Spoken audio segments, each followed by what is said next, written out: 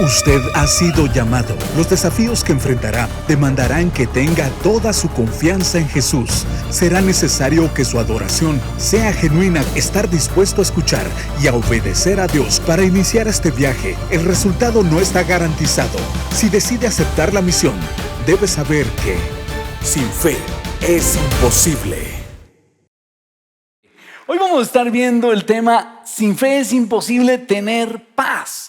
Porque estamos viviendo en un mundo convulso, con muchas tensiones, tanto personales como nacionales. Y hace unas semanas vivimos unas tensiones internacionales. No sé cómo le fue a usted con las noticias, pero el 13 de junio Israel lanzó un ataque sorpresa contra las instalaciones militares en Irán.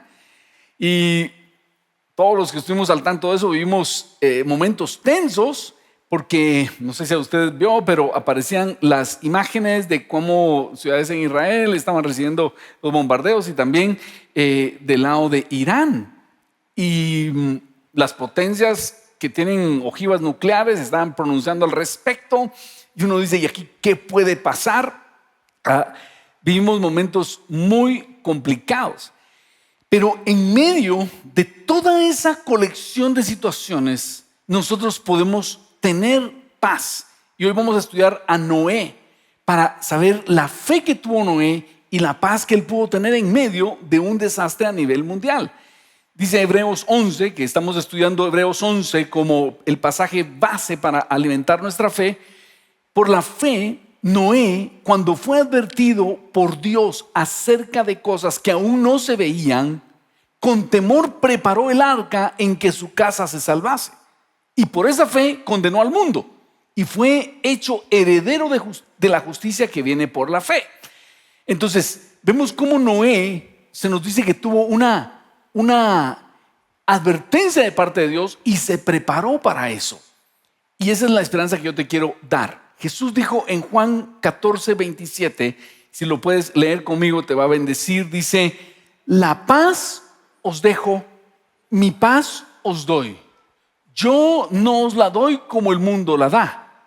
No se turbe vuestro corazón ni tenga miedo. El mundo, cuando habla de paz, piensa en un ambiente sin conflictos. Pero Jesús dice, en medio de todo eso, yo te puedo sostener con paz. Y esa es la esperanza que nosotros tenemos. Ahora, hoy vamos a estudiar a Noé, cómo Dios le ordena construir un arca. Y Noé obedece, como dice aquí, con temor. Pero en medio de esa situación vamos a inspirarnos de cómo nosotros podemos tener fe. Sin embargo, te quiero decir que la historia de Noé no es un cuento bíblico para dormir a nuestros hijos cuando no se pueden dormir. No, eso es historia bíblica e historia universal. Yo quiero presentarles a un amigo que se llama Jorge Diegues. Estábamos hablando del caso de Noé y el diluvio. Y él nos contó que fue a Kentucky, donde hay un museo acerca del diluvio que se llama The Ark Encounter, en donde hay muchas pruebas científicas del relato del diluvio. Así que veamos por favor a Jorge Diegues cómo nos relata su visita a este lugar.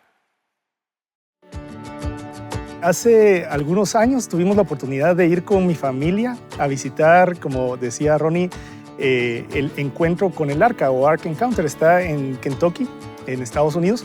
Es un lugar diseñado precisamente para responder todas las preguntas que uno podría tener acerca del arca, acerca del diluvio, acerca de Noé.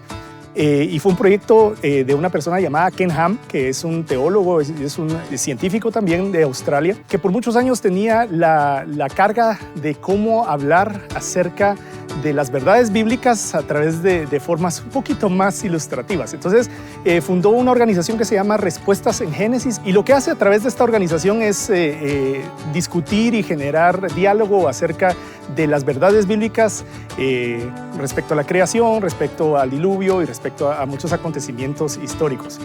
Una de las cosas que ellos querían lograr es construir un modelo a escala real del arca de Noé, utilizando exactamente las medidas que están en Génesis. Una de las cosas que ellos apuntan respecto al diluvio es que hay récords geológicos que pueden encontrarse alrededor del mundo que apuntan a un diluvio universal. Estos récords geológicos incluyen, por ejemplo, sedimentos que se encuentran a ciertas profundidades, y en esos sedimentos, en ciertas partes del mundo, se pueden encontrar distintos tipos de fósiles.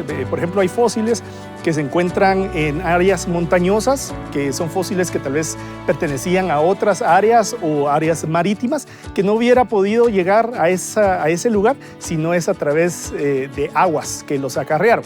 Otra cosa que ellos abordan, creo yo, bastante bien, y a mí en lo personal me ayudó muchísimo a entender cómo este tipo de evento encaja con lo que conocemos como historia, ¿verdad? Tal vez fuera del canon bíblico, es que el relato del diluvio y de una variación o varias del arca se encuentra no solo en la Biblia, sino que también en otros manuscritos históricos. Y todo se refiere alrededor de la Torre de Babel. Si ustedes recuerdan bien la historia, empieza con Noé, el diluvio, y después de todo esto y varios años después sucede lo que sucedió en la Torre de Babel, donde los hombres prácticamente fueron dispersados en varios lugares, también utilizando el vehículo de distintos lenguajes. Estos manuscritos, el épico de Gilgamesh, por ejemplo, algunas tradiciones chinas donde se habla del diluvio, y ellos allí en el encuentro del arca tienen copias a escala o tienen modelos a escala de los distintos modelos de arca que se describen en los distintos manuscritos. Ninguno de estos modelos de arca hubiera podido soportar más de un año de estar flotando en las aguas, sino solamente el modelo que se creó con base al relato bíblico. Y la otra gran pregunta es cómo es posible que un arca de ese tamaño pudo haber albergado todos esos animales. Cuando la Biblia habla en Génesis de tipos de animales, porque Dios le dijo a Noé, meten el arca a 2 de cada tipo, no le está hablando necesariamente de especies, sino la palabra ahí se puede traducir específicamente como tipo de animal. Lo que esas personas están proponiendo es que las versiones de animales que estaban en el mundo de Noé eran, por llamarlos de alguna manera, los tatarabuelos de los tipos de animales que hoy tenemos. Y cuando uno ve las dimensiones reales del arca, ellos dibujaron exactamente la cantidad de jaulas o de confinamientos que tendrían que haber tenido el arca adentro para albergar a esta cantidad de animales, y efectivamente el arca y sus dimensiones son adecuadas exactamente para esa cantidad de animales. Creo que es una experiencia bastante interesante y sobre todo le ayuda a uno a fundamentar la fe en cosas que están científicamente validadas y presentadas por personas de la comunidad científica. Que Dios les bendiga. Agradecemos a Jorge por esa explicación. Ahora, lo que hoy quisiera inspirar en cada uno de nosotros es que nosotros podemos tener paz a pesar de todos estos eventos difíciles que estamos viviendo. Ahora, hay muchas similitudes entre lo que estamos viviendo hoy y lo que vivió Noé. Hoy te quiero dar entonces 3 razones para incrementar nuestra fe. Y podrían ser 3 ventajas. Lo primero es que la fe me permite tener paz porque Dios me advierte lo que sucederá y puedo prepararme. Dios me advierte, diga conmigo por favor, Dios me advierte lo que sucederá y puedo prepararme. A Noé el diluvio no lo tomó por sorpresa. De hecho dice Génesis 6:5, el Señor vio que era mucha la maldad de los hombres en la tierra y que toda intención de los pensamientos de su corazón eran solo hacer siempre lo malo. Y al Señor le pesó haber hecho al hombre en la tierra y sintió tristeza en su corazón. Entonces, vea, exactamente estamos viendo tiempos muy similares porque hoy la gente solo piensa en hacer el mal. Pensemos, sale una nueva tecnología y ya hay gente pensando cómo usarla para hacer cosas perversas. Pensemos en el mundo de las comunicaciones, los drones, ¿verdad? Uno dice, bueno, al fin vamos a poder volar y librarnos del tráfico. Ah, no, lo usan para hacer bombas. O sea, la gente piensa solo de continuo el mal. Pero ¿sabes qué? La Biblia es un libro antiguo, pero muy contemporáneo, muy actual, en donde encontramos cómo Dios nos advierte que Él va a hacer un nuevo reset. En aquel tiempo, Dios dijo, esto se descontroló, como decían aquellos niños argentinos, ahora esto se va a descontrolar. el mundo se descontroló y Dios dijo, hay que hacer un hard reset. Hay que arrancar esto desde la base, y escogió a Noé y a su familia. Veamos qué dice Génesis 6:9. Estas son las generaciones de Noé.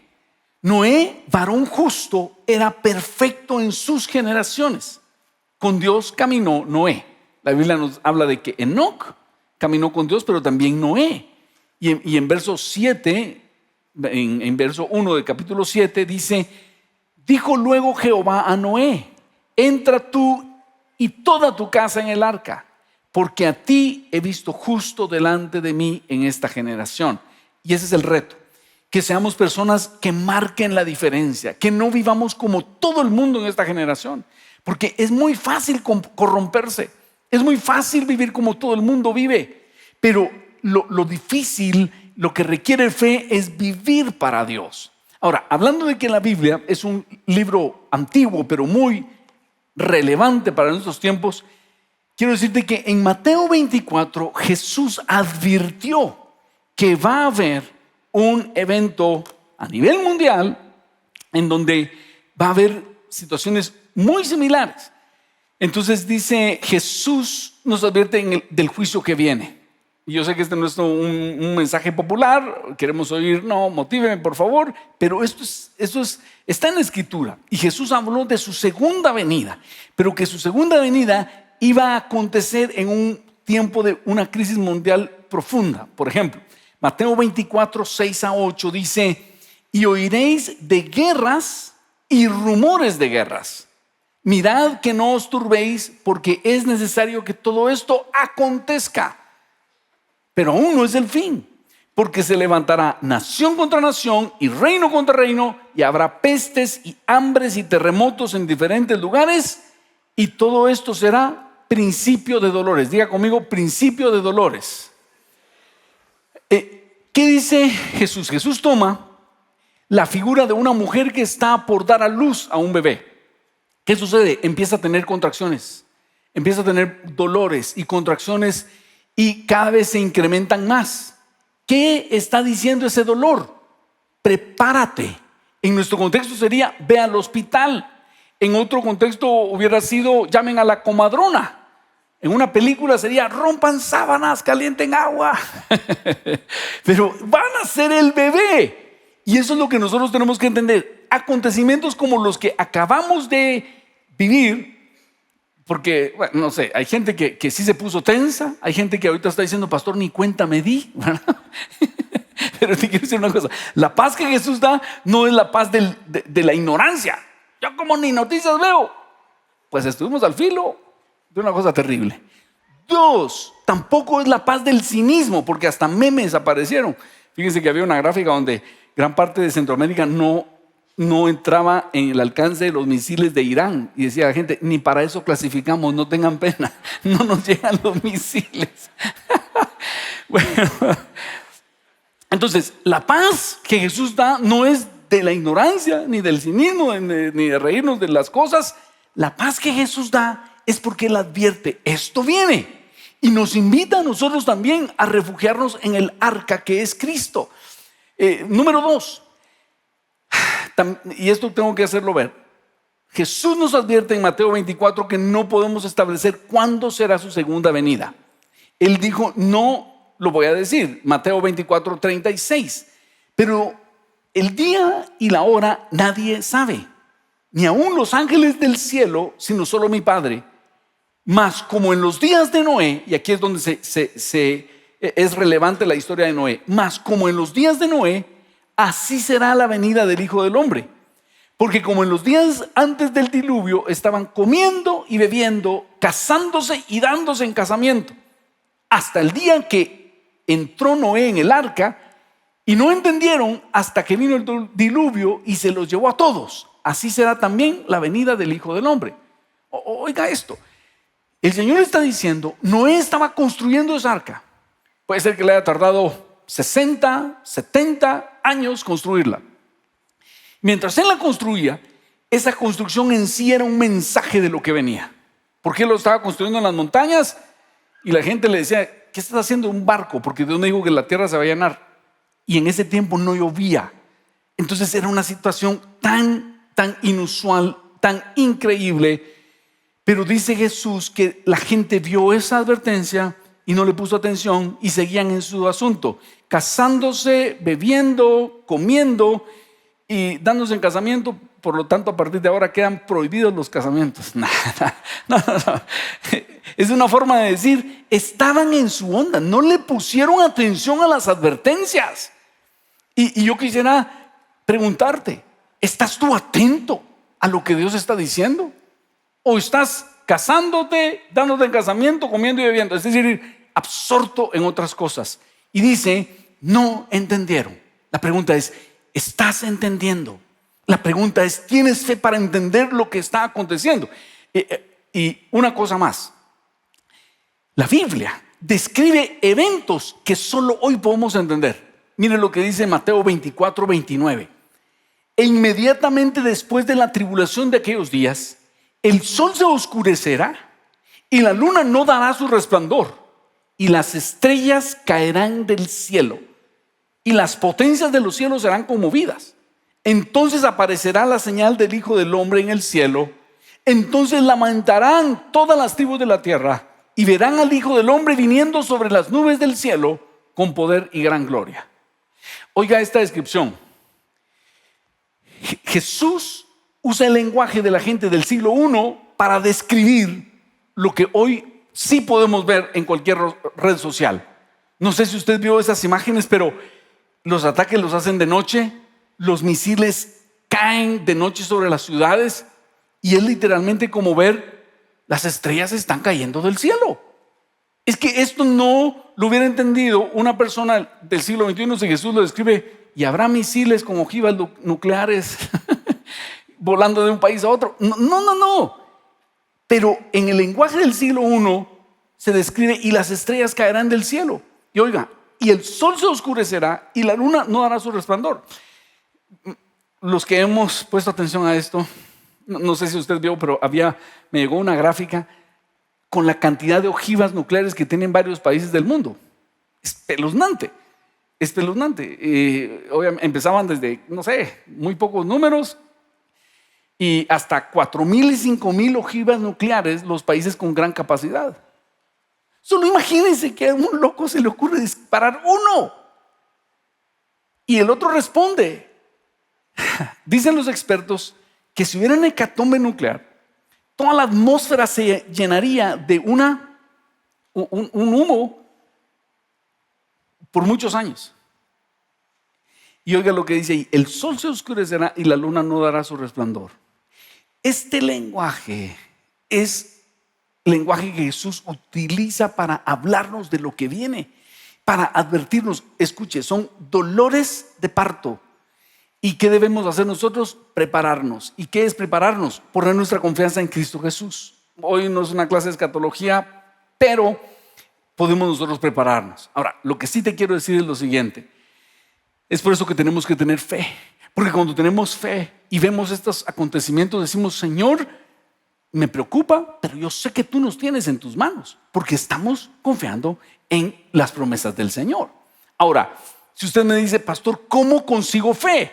¿Cómo consigo fe? Dice Romanos 10:17 y leámoslo todos por favor.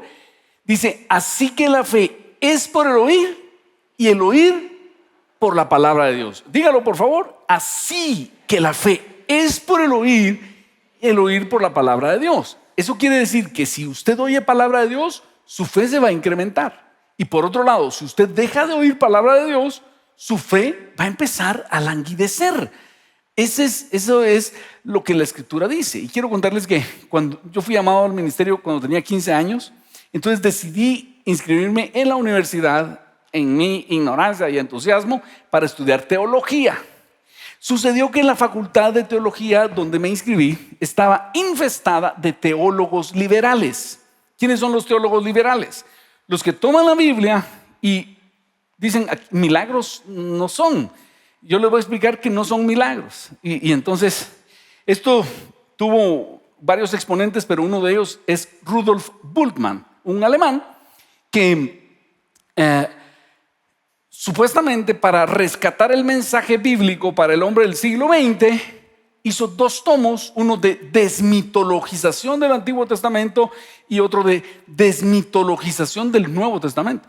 Básicamente en la Biblia no hay milagros. Entonces yo entro, empiezo a oír eso, y yo digo, eso va en contra de lo que yo creo, y según yo, eso es lo que le quiero explicar, según yo estaba rebatiendo los argumentos en mi mente, pero me empezó a penetrar, porque la fe es por el oír por la palabra de Dios. Entonces, semana a semana, escuchando todas esas dudas en contra de la verdad literaria de la Escritura, empezaron a penetrar. En ese tiempo estábamos en la iglesia con mi papá, él era el pastor, y yo estaba en el ministerio de alabanza.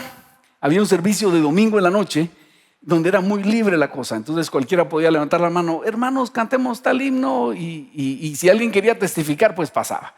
Un día de esos había un hermano en primera fila temblando así, y entonces cuando dijeron, ¿alguien tiene un testimonio?, él pasó y pasa a decir, miren, yo conozco a hermanos Mundo Madrid desde tercero primaria, estudiamos en Chiquimula, y no dijo nada más y se sentó.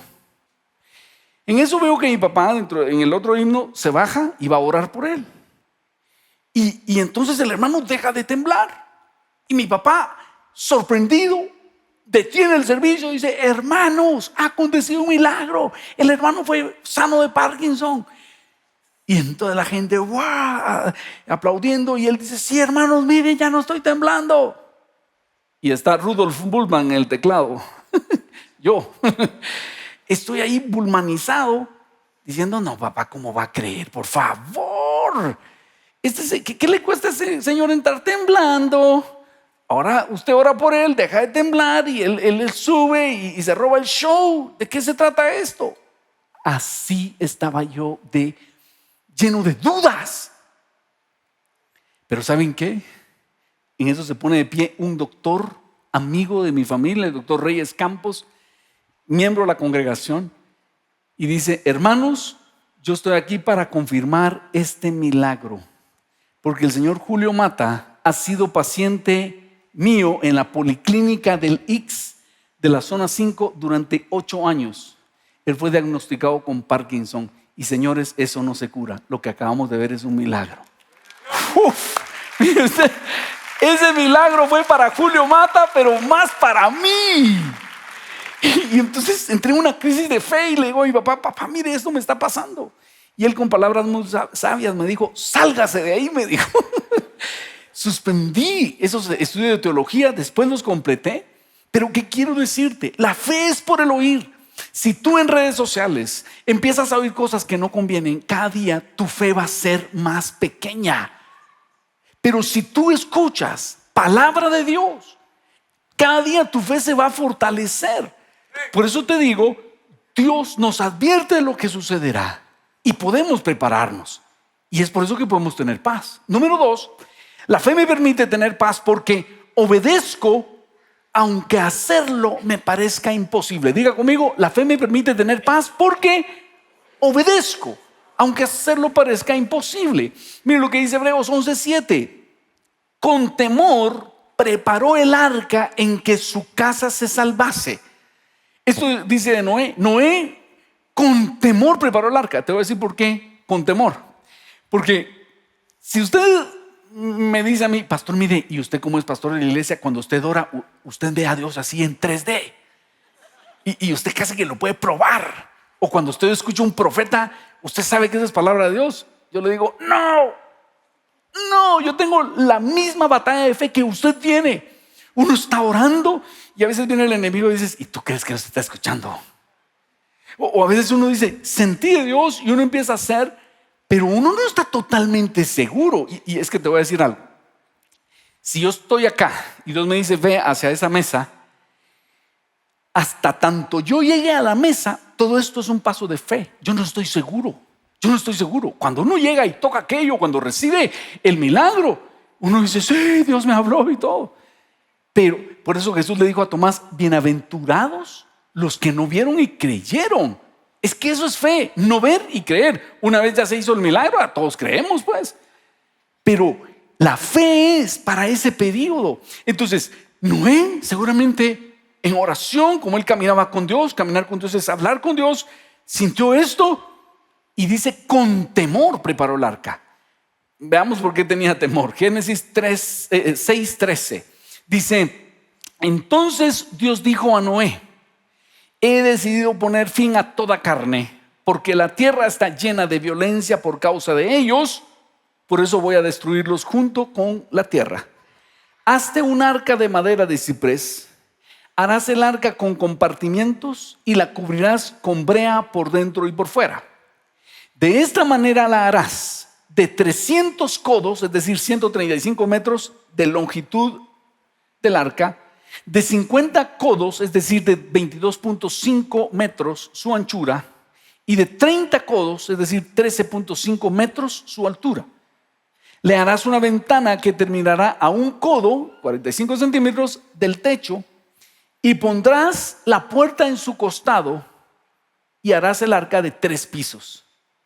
Tengo en mis espaldas una ilustración de cómo se pudo haber visto esa arca. Imagínense que Dios le dé la orden a Noé de hacer esto. Cualquiera de nosotros con la mentalidad contaminada que tenemos diría, pastor, pero en ese tiempo la gente andaba con taparrabos y garrotes cazando animales. Y aquí tenemos que tener cuidado con el efecto Dunning-Kruger, que es un efecto que nos habla entre la estupidez y la vanidad, según la cual las personas con escaso nivel intelectual y cultural tienden sistemáticamente a pensar que saben más de lo que saben y a considerarse más inteligentes de lo que son. Y eso nos pasa a veces en esta era. Sentimos, somos los más inteligentes que ha habido. Y no necesariamente. En otras culturas ha habido gente muy capaz, muy inteligente. Vea usted lo que construyeron. Ahora, Dios le dice a Noé, hazte un arca, le da las medidas y entonces Noé procede a hacerlo. Te voy a decir algo. Una de las cosas más emocionantes en tu vida va a suceder cuando tú escuches a Dios y con temor hagas lo que Dios te está diciendo. Es emocionante. Y aquí te quiero contar que hace unos años hicimos con la iglesia un proyecto que se llamaba Salud a mi casa. Y consistía en llevarle a familias de escasos recursos un kit con una letrina, una estufa ahorradora de leña, un panel solar con 4 bombillos y un filtro de agua. Después lo redujimos a solo 3 cosas, quitamos la letrina y fue un proyecto que bendijo a muchas familias en Guatemala de muy escasos recursos. Ahora, cuando estábamos en esto, hicimos una campaña de 6 semanas hablando de la congregación y dijimos, miren, al final de las 6 semanas vamos a recoger una ofrenda. Yo sabía que Dios lo había puesto en nuestro corazón, entonces el primer día yo anuncié, miren, y como esto es un proyecto en el cual yo estoy inmerso, nosotros como familia vamos a dar un kit. Cada kit costaba $1,000 a ustedes. Entonces invitamos a todas las familias a bendecir a otra familia. Y después de ese primer día, no me sentí tranquilo y sentí que en oración Dios me decía, un kit vas a dar y sos el director del proyecto. No, hombre, eso no, muy poco. Entonces el otro domingo dije, miren, y yo como familia nosotros vamos a poner 2 kits. Ya, Señor. Y el Señor no me dejaba tranquilo. Más tarde el Señor me dijo, no, es muy poco. Entonces, bueno, muy bien, Señor, vamos a dar 5 kits. Y ahí por el cuarto mensaje dije, mire, como familia vamos a dar 5 kits. Ya, Señor. Y no sentía la aprobación del Señor. El día que nos tocaba traer las ofrendas, yo salí a orar. Le dije, Señor, Padre, hoy es el gran día, respáldanos. ¿Y cuánto quieres que dé, Señor? Y de alguna forma sentí 10, Señor. ¿Cómo así? Bueno, Señor, todo el dinero que yo tengo te pertenece. Solo confírmamelo, por favor. Y eso te recomiendo. Cuando tú sientas haber escuchado algo del Señor, dile, Señor, dame una confirmación. En esa oportunidad, Dios me pone en la mente Lucas 12:32, que dice, no temáis, manada pequeña, porque a vuestro Padre le ha placido daros el reino. Vended lo que poseéis y dad limosna. Haceos bolsas que no se envejezcan, tesoros en los cielos que no se agoten, donde ladrón no llega ni polilla destruya. Porque donde esté vuestro tesoro, ahí estará también vuestro corazón. Yo dije, sí, Señor, vencido pues, démosle. Vine aquí en esta oficinita, empecé a hacer cheques, todavía usábamos cheques. y usé mi cheque. Ese día me tocaba dar mis diezmos, unas ofrendas que doy y también esta ofrendona. Lo entrego y entonces al final del segundo servicio aparece José Siliesar, un amigo que yo primera vez veía, y me dice: pastor, fíjate que yo ya me había ido de la iglesia y Dios me regresó porque dice Dios que te tengo que regalar un vehículo. Entonces le dije: mira, ¿es para el proyecto Salud en mi casa? No, Dios me dijo que es para ti. Y me saca su teléfono y me lo muestra. Yo lo tengo en un predio, lo voy a ir a sacar mañana y te lo traigo el miércoles. Como yo nunca lo había visto, ni siquiera le dije a mi esposa porque no me quería ilusionar. Primera vez que conocí a José Siliesar. El lunes me escribe y me dice: pastor, ya saqué el vehículo del predio. Y el Señor me dice, pregúntale cuál era el precio de lista. Cuando me dijo eso, yo ya sabía que el Señor me estaba diciendo. Entonces le pregunto: José, ¿cuál era el precio de lista del carro? Y me lo pone. Y Dios lo que me estaba diciendo es: suma todo lo que diste ayer. Porque honestamente yo no había sumado todo lo que había dado. Yo solo obedecía al Señor. Y empiezo a sumarlo. ¿Y sabe qué? Por 20 quetzales. No era exactamente el precio del vehículo en precio de lista. Era exactamente todo lo que yo había dado, menos 20 quetzales. Yo dije: Señor, ¿cómo así? Llego a la casa y estaba mi mamá y le empiezo a contar: madre, fíjese que el Señor hizo este milagro. Y en eso entra mi hija Ana Raquel. Y me recuerdo que cuando yo estaba haciendo los cheques, ella entró y me dijo: papi, dame para la ofrenda de Vidaventura. Y no me recordaba cuánto le había dado. Y le digo: Raquel, ¿cuánto te di para la ofrenda de Vidaventura? 20 quetzales, papi. ¿Sabe qué? Exacto lo que yo había dado ese día, sumando hasta el último centavo, era el precio de lista de ese vehículo. Lo que no le he contado es que yo había estado orando para ver si comprábamos otro vehículo. Por eso te digo, no hay nada más emocionante que cuando Dios te dice algo y con temor lo haces. Y cuando Dios hace un milagro, entonces dices: Dios me habló, pero es con temor. No.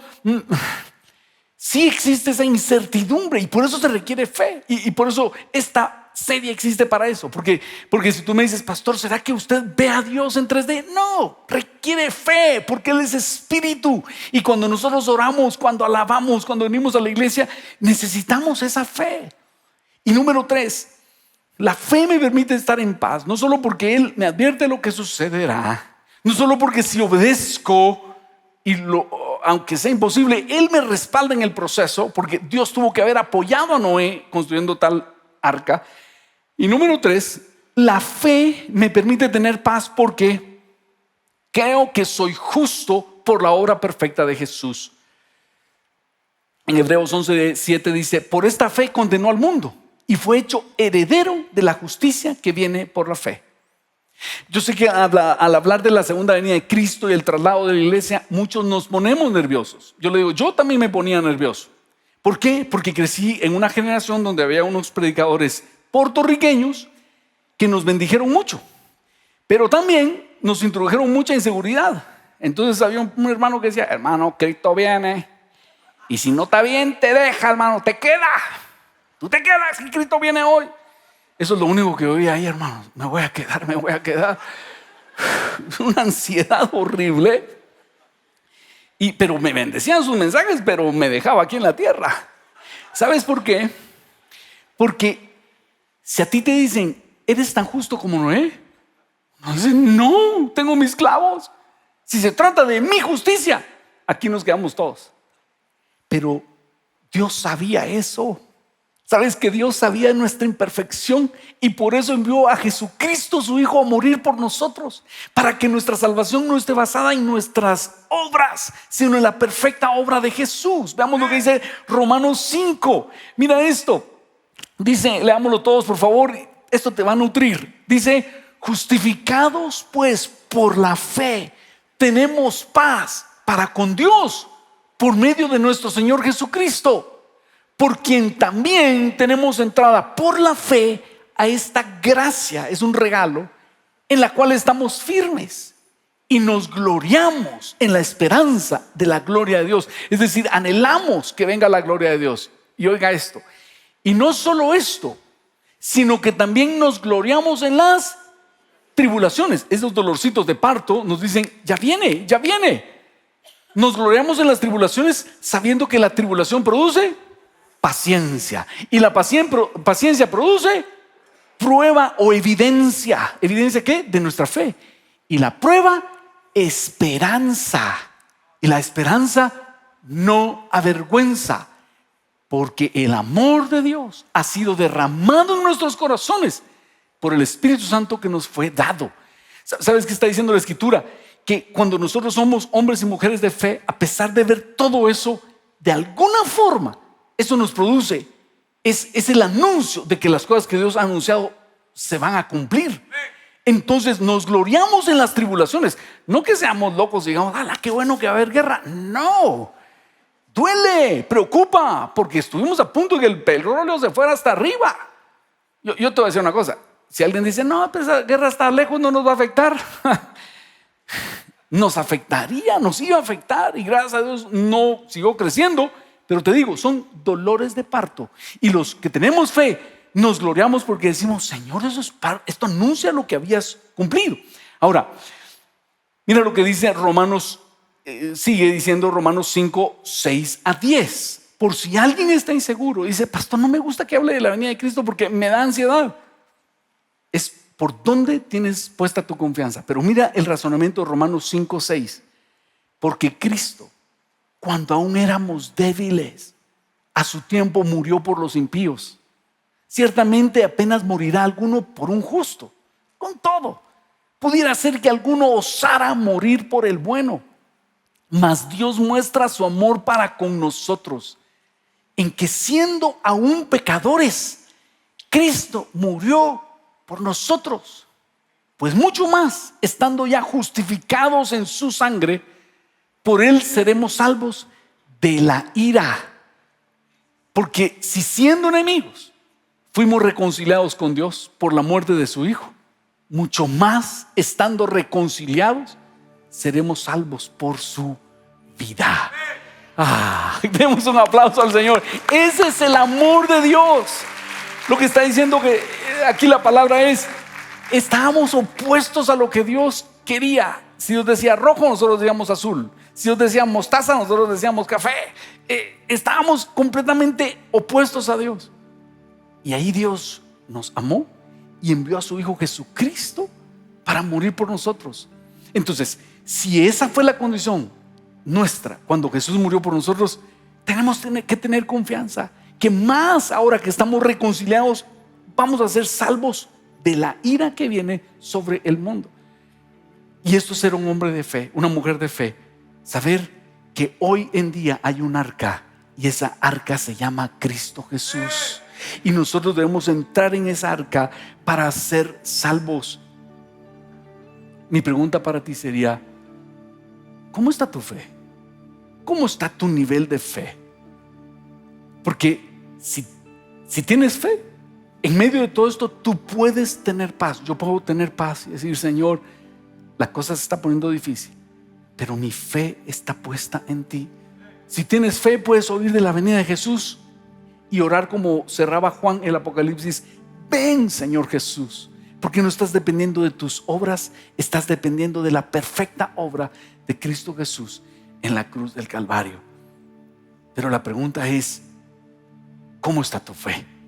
Y hoy Dios te trajo para que tú le puedas decir, Señor, aumenta mi fe. Yo quiero tener esa confianza, yo quiero tener esa paz.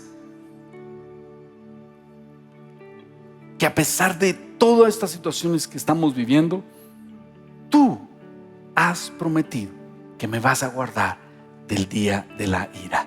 ¿Qué tal si nos ponemos de pie? Hoy vamos a tomar la cena del Señor. Y ese es el sacramento que Jesús nos ordenó hacer para proclamar su sacrificio, el poder de su sacrificio en la cruz. Y vamos a tomar la cena del Señor, diciéndole, Señor, aumenta mi fe. Y aprovecho para invitar, si hay alguna persona que ha estado pasando un bache en su fe, como yo lo estaba pasando. Yo estaba perdiendo la fe y el Señor intervino y me rescató. Yo sé que Dios te trajo aquí con ese propósito, para rescatarte. Si estás pasando por un bache de dudas, hoy es el día en el cual el Señor te quiere decir: pon en mí tu confianza. Yo quisiera que oráramos, y si tú has estado dudando o lejos de Dios, que oremos juntos y le digas: Señor Jesús, yo necesito que tú aumentes mi fe. Yo quiero poner mi fe completamente en ti, Jesús. Y a pesar de todo lo que estoy viviendo, poder tener paz. Perdona mis pecados, Jesús. Yo no quiero vivir como vive todo el mundo. Quiero vivir dedicado a ti, sabiendo lo que tú has anunciado. Yo te recibo, Jesús, en mi corazón como mi único y suficiente Salvador. Te entrego todo lo que soy y todo lo que tengo, y te recibo como mi único y suficiente Salvador. Entra en mi corazón, Jesús. Ahora quiero invitarte a que tomemos la cena del Señor, esta pieza de pan que nos recuerda su cuerpo y esta copa que nos recuerda su sangre. 1 Corintios 11:23 dice: porque yo recibí del Señor lo que también os he enseñado, que el Señor Jesús, la noche que fue entregado, tomó pan y, habiendo dado gracias, lo partió y dijo: tomad, comed, esto es mi cuerpo que por vosotros es partido. Haced esto en memoria de mí. Asimismo, tomó también la copa después de haber cenado, diciendo: esta copa es el nuevo pacto en mi sangre. Haced esto todas las veces que la bebiereis en memoria de mí. Así pues, todas las veces que comiereis este pan y bebiereis esta copa, la muerte del Señor anunciáis hasta que Él venga. Ahora que tomas la cena del Señor, dile: Señor Jesús, mi confianza está puesta en ti, no en las circunstancias. Y tomo este pan y esta copa, anunciando que mi confianza, mi fe, está puesta en ti, Jesús. Lo tomamos en el nombre del Padre, del Hijo y del Espíritu Santo. Amén. Podemos tomar la cena del Señor. Bendito el que está con Él, solo quiere caminar con Cristo, verá su gloria. Bendito quien vive por Él y se goza dando todo por Cristo, para su gloria. Oh Cristo, para su gloria. Ven, alabemos al Señor, exalta su nombre. Ven, levantemos nuestra voz, Él es digno de alabar. Ponemos en ti nuestra confianza, Jesús. Ponemos en ti nuestra confianza. Y yo quiero orar por ti para que Dios ponga su paz en tu corazón. Padre, regálanos tu paz. Regálanos hoy esa paz, no como el mundo la da, sino como tú la das. Que no sea una paz producto de la ignorancia, que no sea una paz producto de cinismo, sino que sea una paz que sea el resultado de tu amor puesto en nuestros corazones, que nos confirma tus promesas. Danos esa paz, danos esa paz. En tu nombre, Jesús. Amén, amén. Y quiero invitarte también a adorar al Señor, porque cuando nosotros adoramos al Señor también con nuestras ofrendas y diezmos, tocamos el corazón de Dios.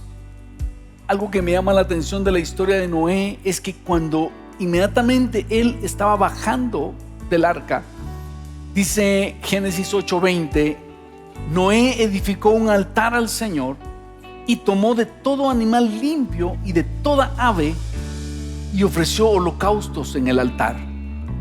Y el Señor percibió el aroma agradable y dijo el Señor para sí: nunca más volveré a maldecir la tierra por causa del hombre, porque la intención del corazón del hombre es mala desde su juventud. Nunca más volveré a destruir todo ser viviente como lo he hecho. Mientras la tierra permanezca, la siembra y la siega, el frío y el calor, el verano y el invierno, el día y la noche, nunca cesarán. Mira la promesa que Dios hace a Noé. Y yo sé que Dios nos ha hecho promesas y va a seguir haciendo promesas. Por lo tanto, yo quiero invitarte a que hoy adoremos al Señor como lo hemos hecho con nuestras canciones. También lo hagamos con nuestras ofrendas. Yo sé que el Señor va a cumplir sus promesas de provisión sobre nuestra vida, porque no he visto justo desamparado, sino ni su simiente que mendigue pan. Hoy oramos. Padre bendito, venimos como parte de nuestra adoración, dándote nuestras ofrendas y diezmos. Dedicamos a ti esa transferencia que hicimos en esta semana. Dedicamos a ti esta ofrenda que vamos a dar hoy delante de ti, la cual es parte de nuestra adoración. Y Padre, llamamos el cumplimiento de las promesas que tú nos has hecho. Y queremos en oración buscar las otras promesas que tienes para nosotros. Queremos tener nuestra confianza solamente puesta en ti. Gracias, Jesús. En tu nombre oramos. Amén. Amén. Podemos ofrendar en los números que aparecen en pantalla o en los buzones aquí al frente. Fiel Dios, sigue siendo fiel Dios. Generaciones cantarán, no fallarás. ¿Qué te parece si te pones de pie y cantas juntos con nosotros? Eres el gran yo soy, en tus manos seguro estoy. Tus promesas son sí, amén. Levantaré con fe, mis ojos verán lo muerto resucitar. Tus promesas